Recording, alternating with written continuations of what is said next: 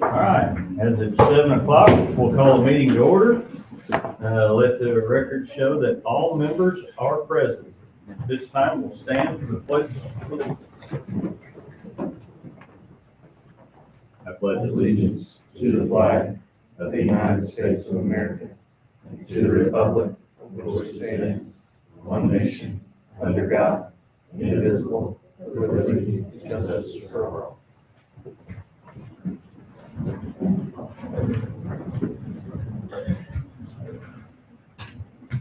Okay, everyone should have a copy of the minutes on board docs. If anybody see any additions or corrections? If not, we'll let the minutes stand as presented. Mrs. Browning, do you have claims? Yes, I'd like to make a motion to approve all claims and payments as submitted. Have a motion to approve the claims. Second from Mr. Omer. Anyone have any questions regarding the claims? If not, all in favor, raise your right hand. 7-0. Looks like we have some donations this month. I would like to recommend the acceptance of some donations for our FFA program from Mark and Tony Barber Farms, Mark and Pam Barber, and Masco. I have a recommendation to approve these donations. Do I have a motion for that? Mr. Cornelius, second from Mrs. Brown. Do I have any questions? I'll say thank you to those folks for donating to our FFA program. All in favor of approval? 7-0. Information reports. For the information report, I want to start tonight with our staff members of the month. We have a good partnership with a big injury law firm and Mr. Tim Cochran. And this month, we're going to recognize 3 of our staff members. And first, for elementary, we'd like to recognize Bridget Fellers. And she's being recognized by Principal Caleb Cherry. And Mr. Cherry wrote, Mrs. Fellers consistently goes above and beyond to inspire her students, creating a classroom environment that is both supportive and engaging. Her dedication, creativity, and genuine care for every learner make her an exceptional educator and a true role model. She embodies the spirit of teaching leadership and excellence. Thank you, Mrs. Fellers.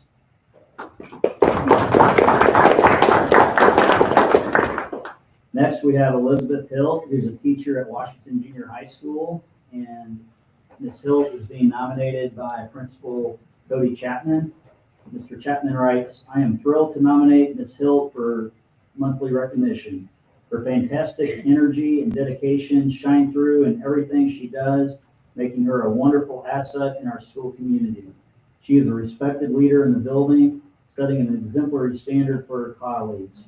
Most importantly, Ms. Hilt has an incredible ability to connect with her students, fostering a great relationship with each one while building an engaging, supportive, and truly exceptional classroom environment where every student can thrive. Thank you, Ms. Hilt. Finally, we'd like to recognize Kelly Hannah with Sodexo, and he's being nominated by the Washington High School Principal, Brian Holland. Mr. Holland writes, Mr. Kelly Ham is our head maintenance person at Washington High School. He takes great pride in maintaining the Hatchet House and setting up for all athletic contests. He helps throughout the entire high school during the school day.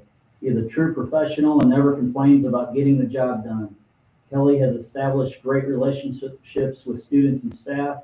He takes a lot of pride in making sure things get taken care of for our students and staff each day. He's such a valuable part of our team at WHS. We are thrilled to have him work with us. Thank you, Kelly.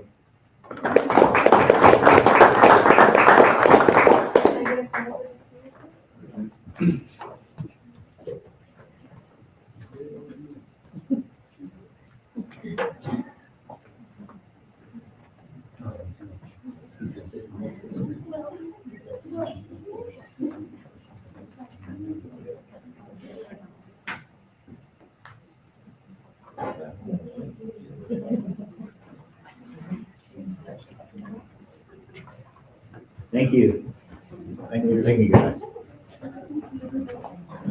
Next, we have our Youth First team here with us, and I'm going to introduce Jeremy Adams with Youth First, who's going to provide a presentation and share some of the data that they have with working with our students this last year. Yeah. Thank you very much for allowing me to be here tonight. Know a lot of faces around the table, but some I don't know. So those of you that I haven't met, my name's Jeremy Adams. I'm the Regional Development Officer for Youth First. Live here in Washington. I've got 2 kids here in the school system, one at intermediate and one at primary. But wanted to come and share a little bit of information that we have from Youth First. I'll try to keep this short and sweet per Cody's request. So you've got 2 papers in front of you. So one, the black and white printout, is information specific to the Washington Community School Corporation.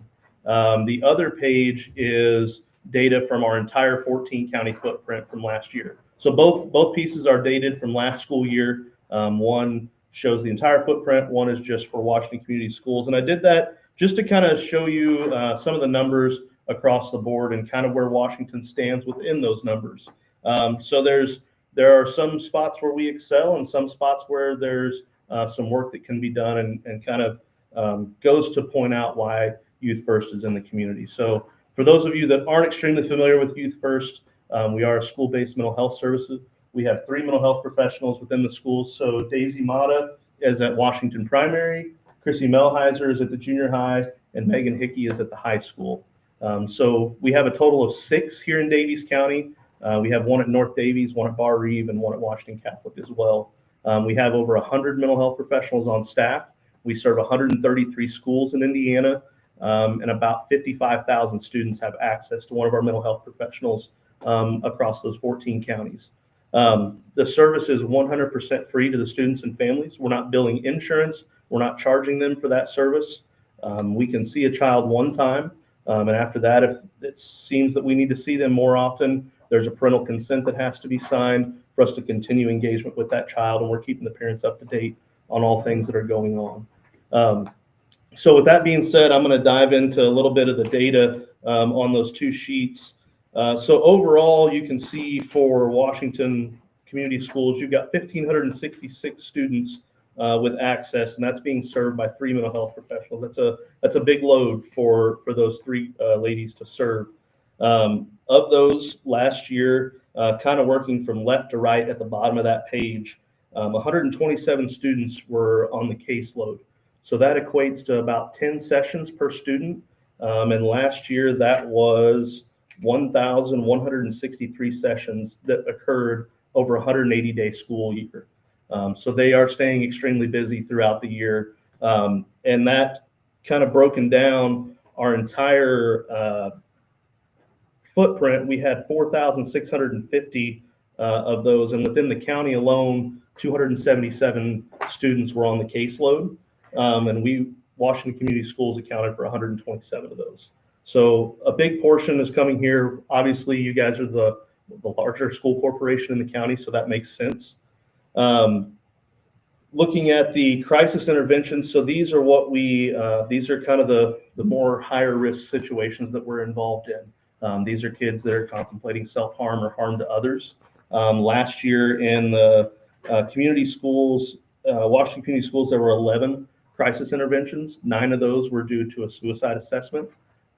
So that's something to look at and think about the impact that these ladies are having within the school. As some of you may know, mental health services are at a deficit in rural Indiana. So, oftentimes could be 6 weeks, could be 6 months before they can get in to see somebody. Somebody who's contemplating taking their life, 6 minutes is too long, in my opinion. So to be able to have the resource where these ladies are in the building and at any point in time that a child is dealing with something, they can go to their office, no questions asked, is a huge asset for our community and for the schools. In the county total, we had 29 crisis interventions across all the school corporations that we serve in Daviess County. We had 605 in the entire 14 county footprint, which is up quite a bit from last year. I think we were around 400 and something last year. So a big jump. You can look at it two ways. You can look at it negatively and say, wow, why do we have such an increase? Or positively and say that, we're building a relationship with these students and building rapport with them, and that makes them feel comfortable to come and talk about it. So that impact is huge. If you flip over to the backside of that paper, you get into some of the percentages, reasons for referrals, source of referrals. We also look at adverse childhood experiences, or what we call ACEs, and these are all things that the children on the caseload. So out of that 127 students that are on the caseload, these numbers all correlate to them. We have a very large population, obviously, of economically disadvantaged families, and actually we're 22% above the average of our entire footprint for economically disadvantaged students that we're serving in the Washington Community Schools. And about 19% above the county average. So 72% could possibly not even afford the services if they were out there to be paid for. Parents divorced or never married is something that we look at. We were actually below on that one. Substance abuse, history of abuse or neglect, history of family mental illness, history of family domestic violence, currently incarcerated parents, all those things combined add a lot of trauma. And if you put multiples of those together, that obviously puts you at higher risk for suicide or substance misuse later on in life. So these are all things that we're tracking. If you look in the glossy thing that bifold that I gave you, on the right-hand side of that, you can see some statistics. This is not specific to Washington Community Schools, but our entire footprint. We're measuring things on baseline, 3 months, and 5 months as we're doing surveys with the students, the teachers, the parents. The goal is to limit risky behaviors and increase the positive things that can happen. So as you can see from the data there, the concerns are going down. What we're looking for, the increased school adjustment, and all of that is heading up in the right direction, which is what we're looking for. You can also see that we're showing academic progression as well. 75% of these students showed academic improvement, 68% showed disciplinary improvement, and 75% showed attendance improvement. I know that's a big thing from the state right now is attendance. We're trying to get the kids to stay in school, and I know they've cracked down on that policy. So that's one of the things that we're trying to help do, is to keep the child in the school as well.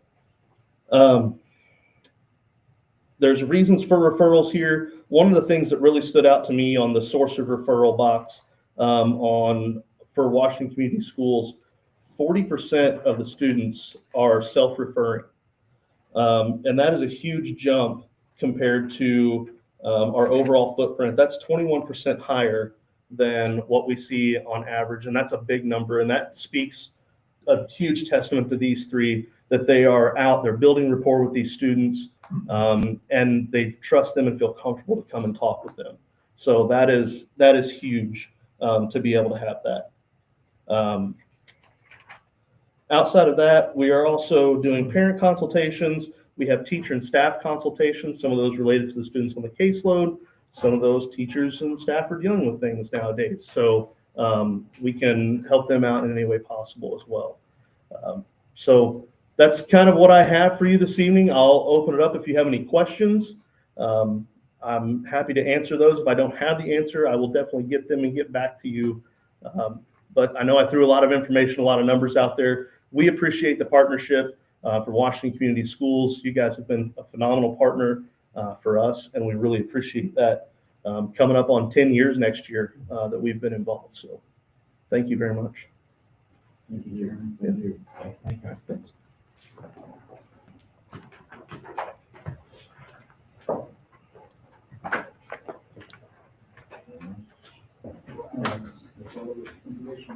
Okay. All right. This point in the meeting, we open up for anyone that wants to speak on our agenda topics. All right, we'll move right ahead to personnel. Looks like we have some resignations. Yes, we'd like to recommend the following resignations. First, Lorraine Williams, an elementary teacher. Alanis Cameron Viper, an elementary aide. Jake Durnall from high school assistant robotics. And Jordan Biddington from intermediate school math bowl. Okay, I have a recommendation to approve these resignations. Do I have a motion for that? Mr. Miller, second from Mrs. Brown. Anybody have any questions on the resignations? I should mention too, the teacher resignation is for the end of the semester. Okay. Thank you very much. No other questions, all in favor? 7-0. No leaves, appointments.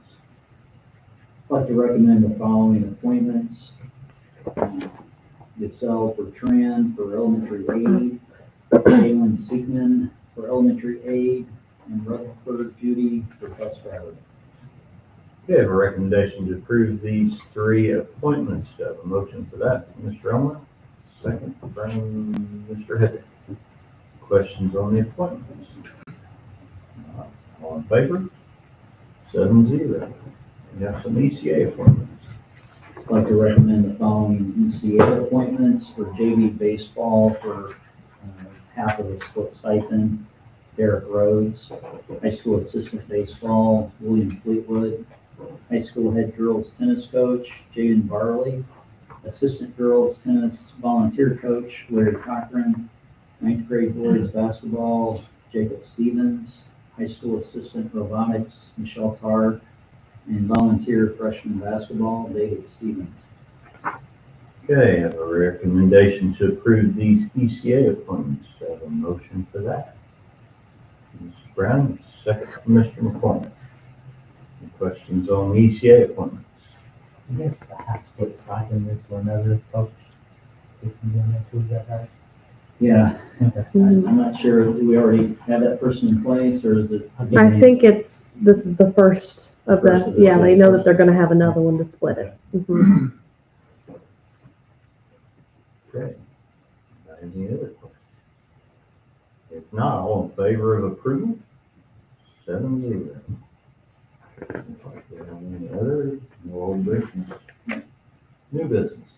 First item is the additional appropriation resolution for the education account. Recommending the approval of this resolution, just for a little bit of narrative.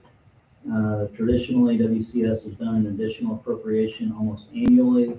When we prepare the annual budget 18 months in advance, we're very conservative in revenue predictions and do not yet know the cost of contract negotiations to the district. As a result, we need permission from the DLGF to spend part of the cash balance we are currently holding in the education fund. Okay. I have a recommendation to approve the additional appropriation resolution. Do I have a motion for that? Mr. Hedrick, second from Mr. Cornelius. Any questions on the resolution? Not all in favor of approval? 7-0. Okay. Policy updates. We have another batch of policy updates through Neola, so this is just the first reading this month, but this is based off of state legislation, federal regulations that have been updated, and through this pack of policies you can go through. A lot of it's a lot of little type of stuff.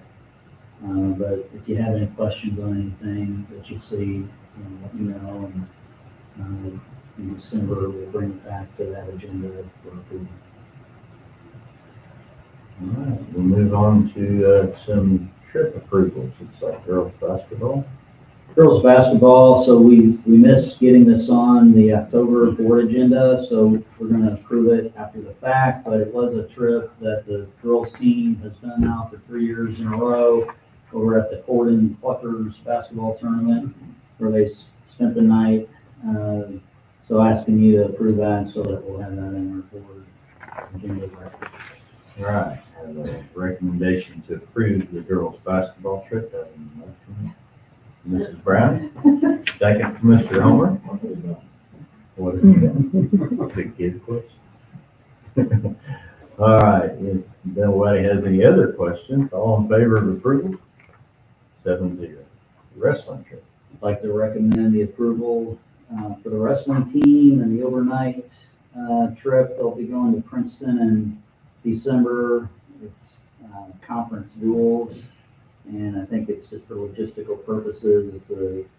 Makes it more convenient to allow them to spend the night because they're there Friday night into Saturday. Okay, I have a recommendation to approve the wrestling trip to the PAC tournament. Do I have a motion for that? Mr. Miller, second from Mr. Cornelius. Do I have any questions regarding that? If not, all in favor? 7-0. Okay, surplus item. Surplus items, the items listed there on the agenda are materials that have been used in the past that we're no longer using. We had an adoption this year for new reading curriculum in the elementary grades. And the materials that are listed here are from Washington Primary, and they're not being utilized, so we just need permission to surplus them.